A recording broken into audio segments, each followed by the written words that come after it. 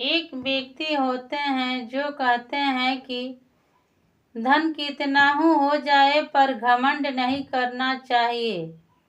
इतना ही नहीं बल्कि भिखारी और गरीब को मजाक नहीं उड़ाना चाहिए।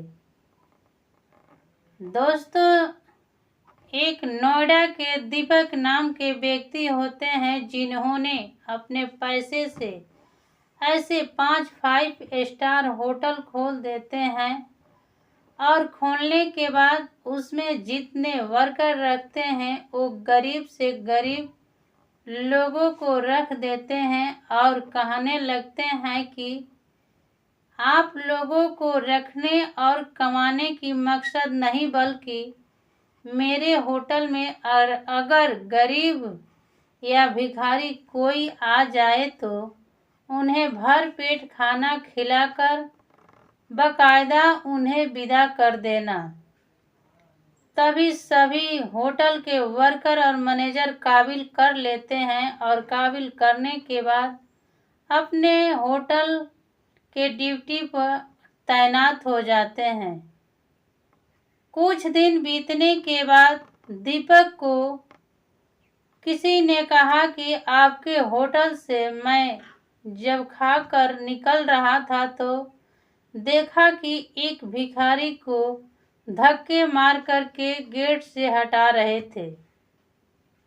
इस बात को जब दीपक ने सुना तो बहुत ही अपने दिल पर दुख लिया और सोचने लगा कि मैंने उन लोगों के आगे इस बात को रखी थी कि गरीबों को मेरे होटल से हटाना नहीं है बल्कि उसको भर पेट खाना खिलाकर विदा कर देना है। तभी दूसरे दिन रात को दीपक ने सोए थे, सोते सोते उनके मन में ये बात चल रहा था कि आखिर मैं अपना 5 स्टार 5 होटल तो खोल दिया, आखिर उसको जायजा लेने के लिए मैं कौन सा भेष बनाकर जाऊं कि मुझे असलियत पता चल जाएगा। तभी होटल के मालिक जो दीपक होते हैं उन्होंने अपना एक भिखारी के रूप बना लेते हैं और अपना होटल में सोचते हैं कि मैं अपना भिखारी के रूप लेकर जाऊं। जब दीपक ने अपना भिखारी के रूप लेकर पहला होटल में जाते हैं तो वहाँ के होटल के मालिक जो होता है वो कहने लगता है कि तेरे जैसा भिखारी मेरे होटल में नहीं खाएगा, यहाँ पर तो बड़े बड़े व्यक्ति खाते हैं, तेरे जैसा भिखारी थोड़ी। इतना कहने के बाद उसे धक्का मारकर बाहर कर देता है। करने के बाद दीपक अपने मन ही मन सोचने लगता है कि आखिर उस व्यक्ति का कहना सही ही हो रहा है, चलो देखा जाए दूसरे होटल में क्या हो रहा है। तभी दीपक ने भिखारी के भेष में जब दूसरा होटल में जाते हैं तो वहाँ के महिला मैनेजर जो थी वो कहने लगती है कि आपके लिए तो मेरे होटल के जूठे खाना भी नहीं मिलेगा। इतना बात कहने के बाद अपने गेट से धक्का मरवा देती है और मरवाने के बाद बाहर करवा देती है। तभी दीपक ने ज्यों ही तीसरा और चौथा होटल के पास देखता है कि वहाँ पर तो और बदतर हो गया है और वहाँ पर अयाशी के काम चल रहा है। इतना ही नहीं बल्कि देखने के बाद दीपक मन ही मन सोचने लगता है कि आखिर मेरे इतने धन संपत्ति लगाए हुए 5 स्टार होटल को खोलने के बाद क्या हो रहा है। तभी दीपक ने अपने 5वें 5 स्टार होटल के पास जाते हैं। वहां जाने के बाद उस होटल के मालिक जो होता है बड़ी ही इज्जत से भिखारी को अपना होटल में बैठाते हैं और बैठाने के बाद ये बात कहते हैं कि ठीक है, अभी लोग खा रहे हैं, खाने के बाद जब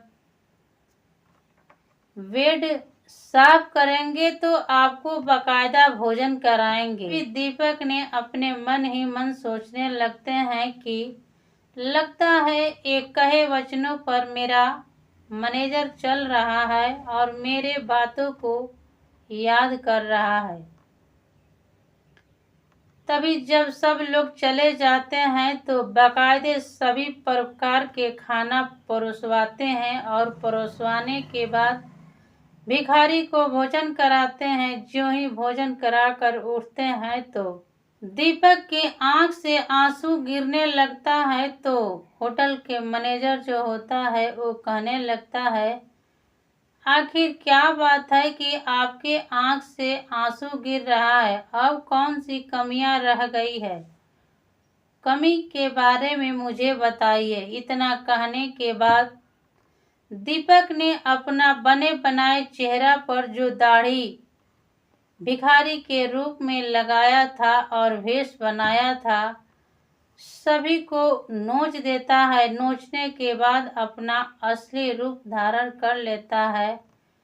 जो ही असली रूप दीपक का जब दिखाई देता है तो होटल के मालिक जो होता है वो पैर पर गिर जाता है। पैर पर जो ही गिरता है तो दीपक ने अपने हाथों से उठाकर उसे गले से लगा लेता है। इतना ही नहीं बल्कि उसे पीठ पर थपथपाते हुए कहता है कि चाबस बेटा, आपके जैसा मैं मैनेजर पाकर धन्य हो गया और आज के बाद से मेरे 5 होटल के मालिक तुम बनोगे और तुम्हें चलाना है। इतना ही नहीं, तभी अगले दिन दीपक ने अपने होटल के लिए एक मीटिंग बैठाते हैं। मीटिंग बैठाने के बाद उस मीटिंग में सभी होटल के मालिक को बुलवाते हैं। बुलवाने के बाद बारी बारी से गुनाह के जवाब लेते हैं। जवाब लेने के बाद सभी को बर्खास्त कर देते हैं, लेकिन 5वें होटल के मालिक को संजय नाम के व्यक्ति को बर्खास्त नहीं करते हैं, बल्कि उस व्यक्ति को 5 होटल के मालिक बना देते हैं और कहने लगते हैं कि बेटा, मेरा तो एकलौता बेटा है, आज के बाद से तुम मेरा बेटा बन गया है। मेरा एक बेटा विदेश में कारोबार के साथ ऐशो आराम कर रहा है और आज के बाद तुम इस 5 होटल के मालिक बन कर के अच्छे से कमाओ और ऐशो आराम करो और मैं और मेरे पत्नी को ख्याल रखो। इतना बात जब संजय सुनता है तो फूट फूट कर रोने लगता है कि आखिर आज मेरा किस्मत बदल गया। संजय कहने लगता है कि मैं तो बिल्कुल रूप से टूट गया था, लेकिन आपके वचनों को भूला नहीं था और आपके वचनों को रोज याद करता था। तभी संजय और दीपक ने दोनों गले लग जाते हैं और गले लगने के बाद कहने लगते हैं कि ठीक है, आज के बाद से मेरे होटल। दोस्तों, अक्सर लोग कहते हैं कि गरीब में जन्म लेना गुनाह नहीं होता है, बल्कि गरीब मर जाना गुनाह होता है। दोस्तों, ये कहानी कैसी लगी प्यारा सा कमेंट करके अवश्य बताएं। दोस्तों, ये कहानी कैसी लगी प्यारा सा कमेंट में अपना राय जरूर दें।